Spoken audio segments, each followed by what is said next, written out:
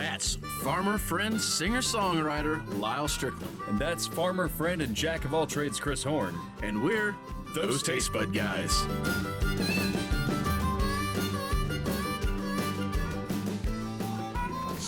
We're going to try again. We're going to keep trying. But you know what? You script to reveal. I'll come and reveal that. It's all right. It's fine. Hey, guys. You already know what we're doing now. You might just down from the front of the can.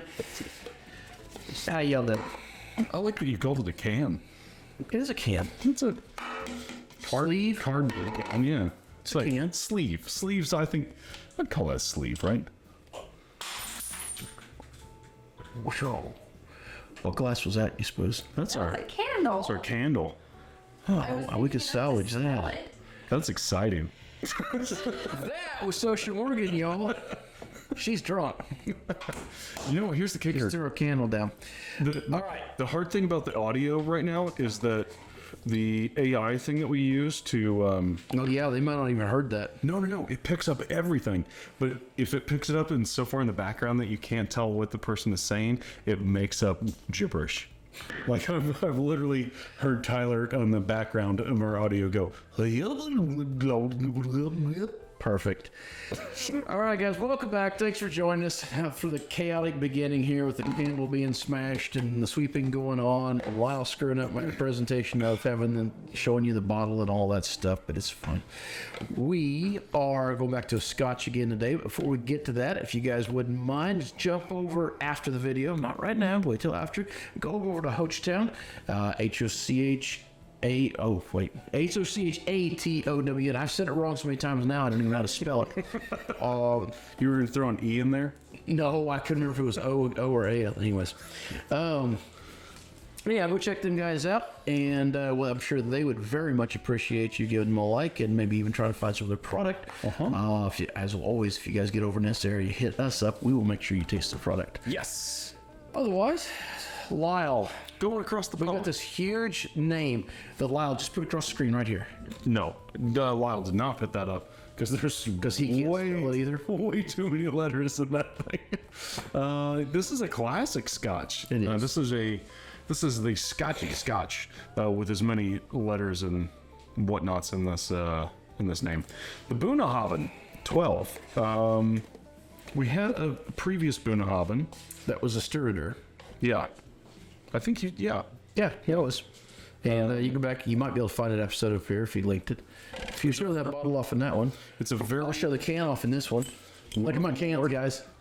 One of these will work, or they won't. So otherwise, you still have the middle shot. I think I don't know. something is definitely. It says tracking cancel. What's that about? I don't know. This is just us trying to. I showed off my can though.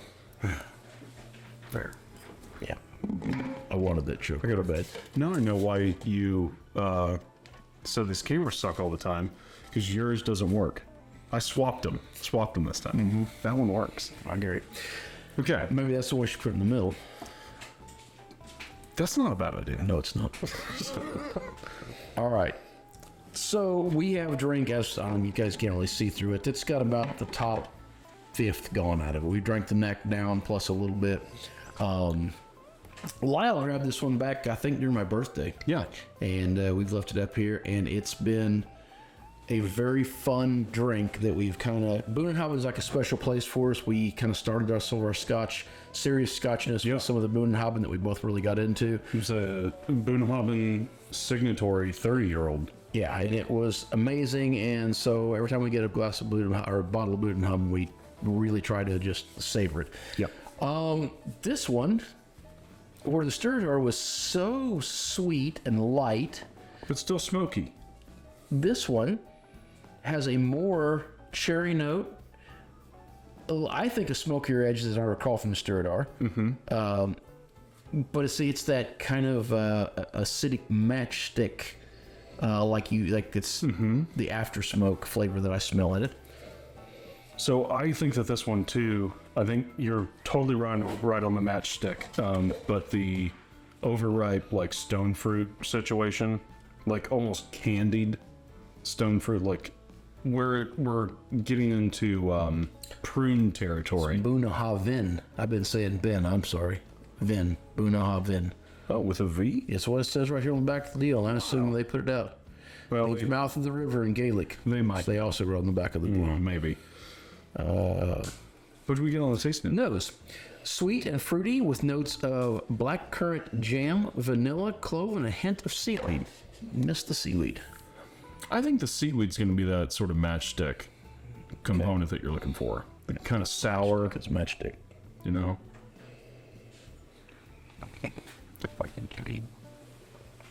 Islay is so much stronger than it smells.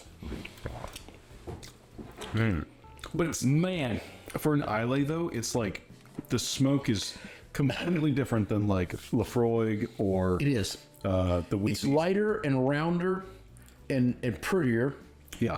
Whereas Lafroig and Wee Beastie is really just like, look at me, I'm smoke. This has some characteristics beyond that that is really noticeable from the get-go. But true to the Islay form, as soon as you drink it, you know you're drinking an Islay. This is not pretty and innocent. This is like, hey guys. Yes and no. I think you're spot on. It is definitely an islay, but I will say that I remember a time when I was really into Lafroig, and I hadn't had hardly any other islay scotches. Lafroig is, by God, it is smoke. It's campfire, right? And I went in, looking for a recommendation. Someone recommended me an Ardbeg, right? And I got it home, and I couldn't afford much. I was in college. It was an expensive bottle for me at the time, for sure. And it was super disappointing because it wasn't that big smoke. So anyone who's like had Lafroig and says that they love Islay scotches, or they've had Wee Beastie and they're like, oh, I love Islay. If smoke is what you're going for, this is not it. It's It's not smoky. It's not smoke forward, but I still think there's no mistaking this for an Islay Scotch. no. Yeah. Versus something But if more you, north. It's but you see what I'm saying? Like if you're a newbie into Islay scotches and you're looking for that campfire taste, this is not gonna like scratch that itch. maybe It's just sweeter and fruitier than that. Like you said, it's more delicate than that. So it's also, once you get past the smoke and the woodiness on it, the peatiness of it, on the first drink, you also will start tasting the fruitiness. Like you said, some of that stone fruit. Well, I think it's really going for it today.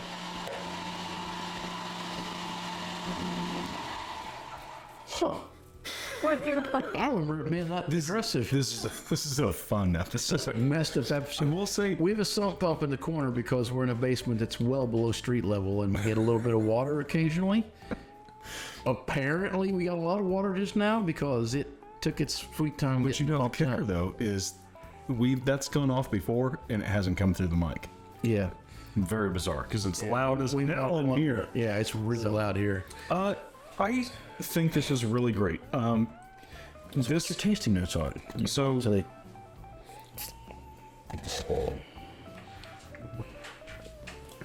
So I go to a little bit of caramel, light caramel. I still get that like plum, prune flavor.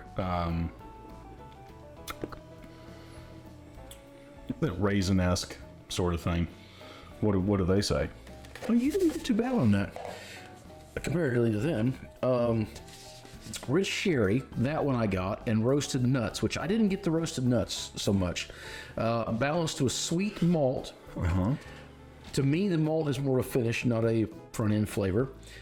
And sultanas. Sultanas, I do not know what that is. But I think it's related to banana. Because they're spelt really similar. A warming spice gives way to Some kind of clovey. I could see that. warming spice gives way to velvety caramel. All right. Late man, don't let me finish my job. And subtle coastal influence. I don't know. How do you taste subtle coastal influence? There is this sort of saltiness at the end of that is California. kind of more like a Speyside. All right, saltiness. That is something that I think of very heavily when I drink this one. And this is as a finish and long and lingering, rich, full-bodied with a spray of sea salt. Which, okay, yes, okay. What does islay mean? Island. Sea salt island. I get it. It's all coastal. I get it now. The whole thing is coastal. It's nothing but coastal. Okay. I feel like it's implied. Yeah. All right. So at the end of this, yeah, we fanboy over Bunnahabhain a lot. Not if, I hopefully am going to Scotland this year. And when I get there, this is the number one distillery I want to land at. I think that this is I recall this being about $80, $90 a bottle. And I think that this is Really, that Sturder wasn't that high. It was only that like 50, yeah. yeah. No, that's the other ones. Which I don't remember it being an age statement whiskey either, though. So. No, but it was more in that like kind of wee beastie territory. Because like most Ardbegs are pricier, right? Lefroy just started making some cheaper ones. But I think this is worth it, but definitely this is more along the lines of like a higher end McClellan maybe. It's pretty complex. There's a lot going on. It's deeper, richer in flavor than I think McClellan is. But this is not big smoke. This is not the sort of high tasting notes of like the Highland Scotches. You know that. Sam, I'm going to differ with him just a little bit on this because I just you keep stressing not big smoke, but I really think if you're into Highland Scotches and you come to this one thinking, oh, this is a weak Scotch, you're very much going to be surprised with how much peat's in it, and you're going to go, he said it and now no peat in it. I think our camera's about to die. So, until next time. Well, with this camera, they forgot to charge up. Oh, the food you're eating? Oh, the Goes where? people you're meeting. Damn it. Grab a buddy. Try something new. Good catch.